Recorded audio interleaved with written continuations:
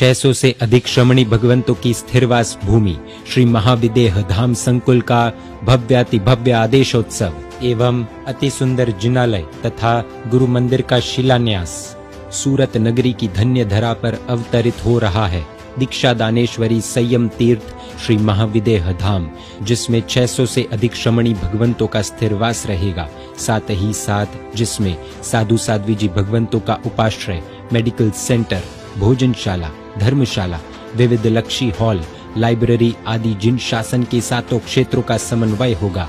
इस भूमि पर पधारे हुए राज प्रतिबोधक सरस्वती लब्ध प्रसाद परम पूज्य आचार्य भगवंत श्रीमद विजय रत्न सुंदर सुरेश्वर जी महाराज साहिब ने फरमाया है कि इस युग में साधु साध्वी जी भगवंतों की सेवा, भक्ति, वैयावच जैसा उत्तम क्षेत्र और कोई भी नहीं। तो चलो इस बात को सुने हम उनके ही शब्दों में।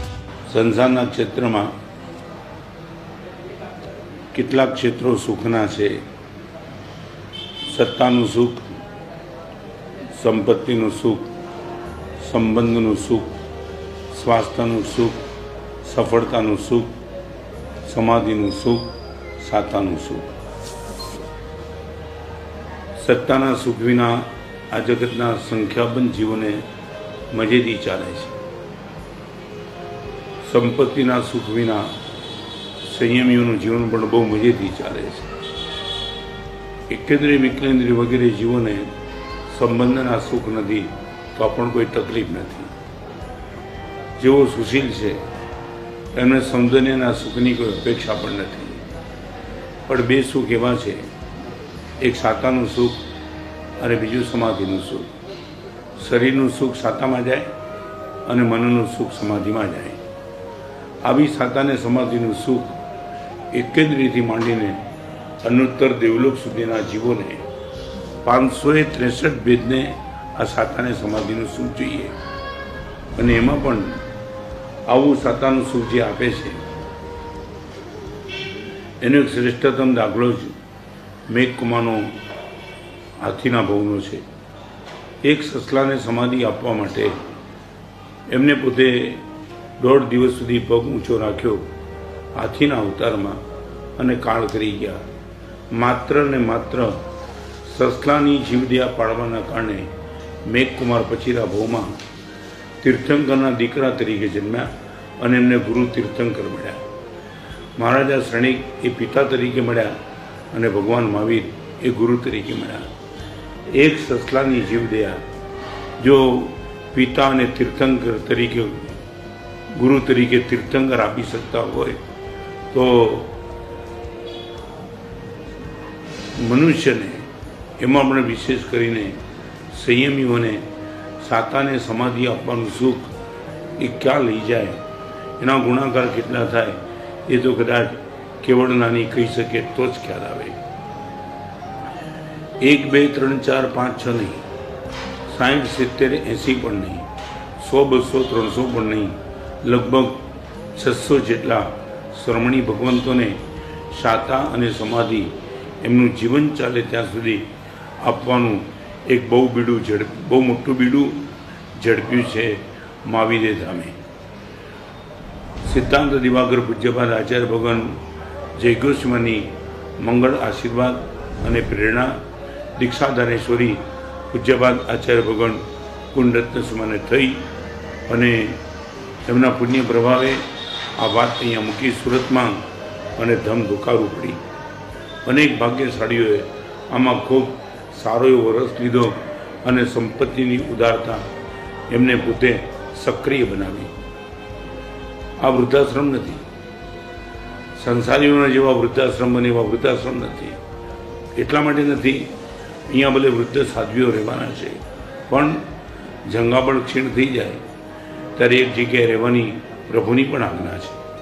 એટલે એવી જંગાબળ ક્ષીણ થઈ ગયા પછી વિહારો કરવા, ડોળીઓ વાપરવી, અસમાધિ થાય, વિરાજ ના થાય, આ બધાની મુક્તિ મળે એટલા માટે શ્રી સંઘે એક સુંદર મજાનું સ્થાન વેસુ મુકામે સુરતમાં ઊભું કરવાનું નક્કી કર્યું, મહાવિદેહ ધામ।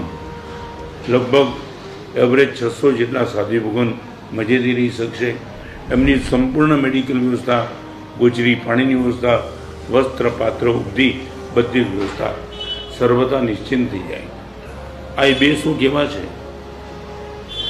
કે જેમાં કડાકો બોલાય છે તો મનના પરિણામ ક્યારેક પડી જાય છે, અને પડી ગયેલા પરિણામે અસમાધિ ઊભી થઈ અને આત્માની દુર્ગતિ થાય. એવા પવિત્ર સાધી ભગવાન ઉંમર લાયક જેમની આરાધનાની વાત સાંભળતા આપણી આંખમાંથી હર્ષના આંસુ સરી પડે અને આંખ શરમથી ચૂકી જાય.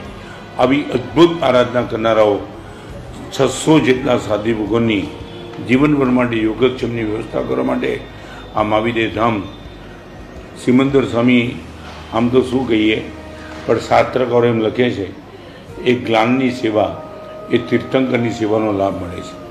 એક આચાર્ય ભગવાનની સેવા કરે એને ગચ્છની સેવાનો લાભ મળે, પણ જ્ઞાનની સેવા કરે એને તીર્થંકર ભગવાનની સેવાનો લાભ મળે. ભરત ક્ષેત્રમાં સિમંદર સ્વામી આગળ જવાનું અત્યારે સંભવિત ભલે નથી, પણ આ 600 સાધ્વી ભગવાનના યોગક્ષેમની ચિંતા જે સંકુલ કરવાનું છે એને મહાવિદેહ ધામ આપીને કમાલનું કામ એ કર્યું છે. સાક્ષાત તીર્થંકર ત્યાં છે. મહાવિદેહ ધામ ઊભું કરી અને એમાં જેમની પણ ભક્તિ કરવાની છે એ બધાને તીર્થંકરની ભક્તિ કરવાનો લાભ મળવાનો છે. આવું સુંદર મજાનું સંકુલ ઊભું થયું છે. લાભ કોણ લે છે પ્રશ્ન નથી.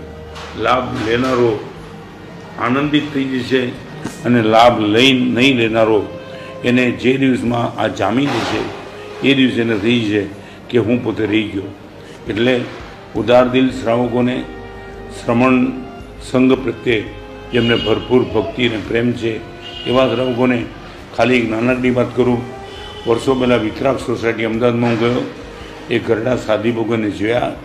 એમના યુવાન સાધી ભગવંતે પોતાના ગુરુનીનો પરિચય આપ્યો. સાહેબ, રોજની 800 બાધાપાની નોકરવાળી ગણે છે. 822 કલાક બાધાપાની નોકરણી ગણતા ખાલી 2 જ કલાકમાં ગોચરી, પાણી, ઠલ્લે, માત્રે, ઊંઘ અને દેરાસર. આ સાધ્વીજી ભગવંતે લગભગ 22 કરોડ નમસ્કાર મહામંત્રનો જાપ કર્યો હતો. રોજ દેરાસરમાં 10 સ્તવનો નવા બોલે. 1 મહિના સુધી 300 સ્તવન ચાલે. એકનું એક સ્તવન મહિના સુધી રિપીટ ન થાય.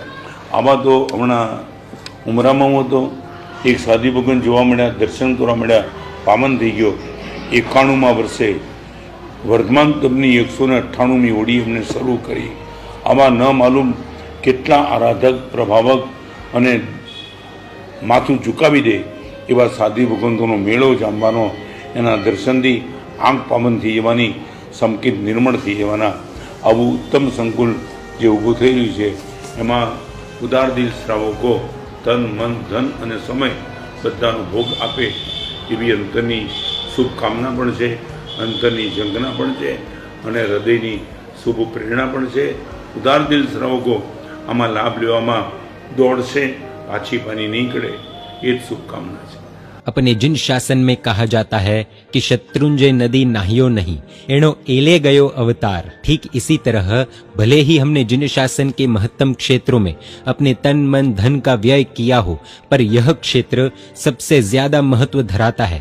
गुरुगुण आजीवन चरणोपासक परम पूज्य आचार्य भगवंत श्रीमद विजय रश्मि रत्न सुरेश्वर जी महाराज साहिब के मार्गदर्शन में बन रहे ऐसे महाविदेह धाम के इस अद्भुत अनुष्ठान से जुड़ना सबके लिए सौभाग्य की बात है.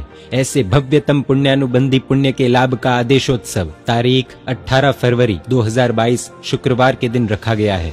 आप भी इसमें अपनी लक्ष्मी का सद्व्यय करके जिन शासन के श्रेष्ठतम पुण्य का उपार्जन कर सकते हैं.